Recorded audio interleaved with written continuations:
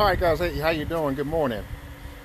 Today I'm on the pit boss today, and I got some ribs on. I got I got 4 whole chickens, and I'm doing some Arthur Bryant style sliced pork today. But today, man, I want to go over just trying to get a little bit of help on the pit boss, and just to see how you guys are running your box and your fire pit.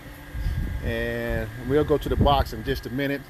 But today I'm running at it's right at I think that's just 240, 245, and I got my DigiQ set for I think it's 250, 275. We'll look at that in just a minute.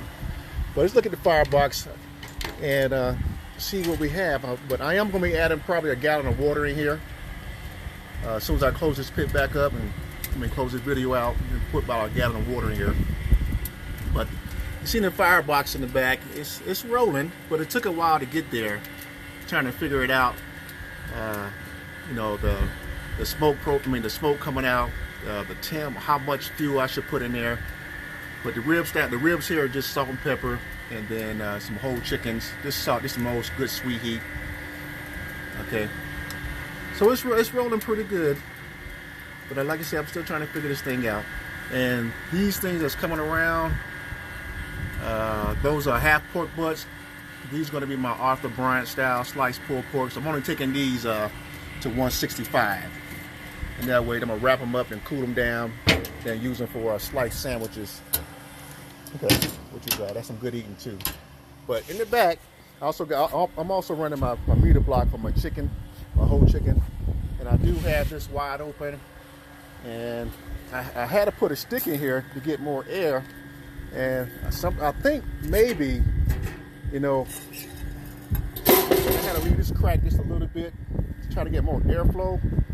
But to tell you the truth, I'm thinking that my DigiQ is probably the culprit to how this pit is running, because it's blowing. You know, I set down, I set the DigiQ for 1 or 2, and not to have ramp mode on, because when it's continuing blowing, it's I think it's putting too much air in here. I might have to take it off and go natural draft until I get my propane system. Okay, but let's check it out.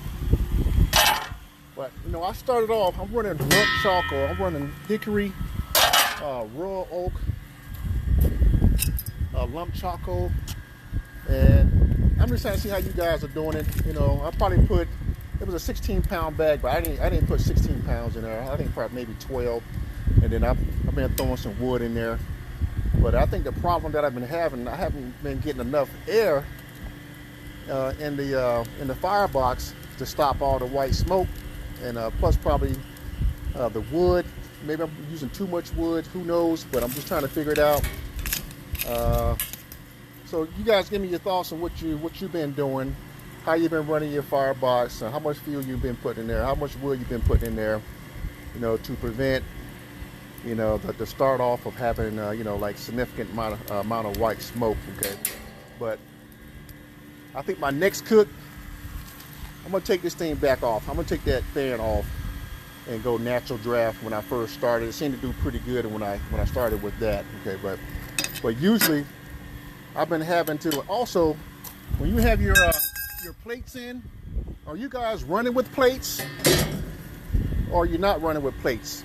And then if you are, let me know.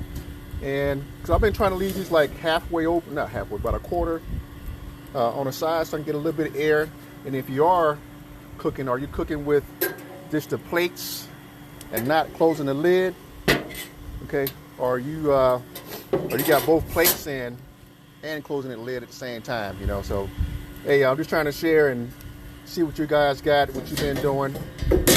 Okay, but I really do think that fan is causing my issue. But I still, the pit boss is still good, man. I like the way it runs.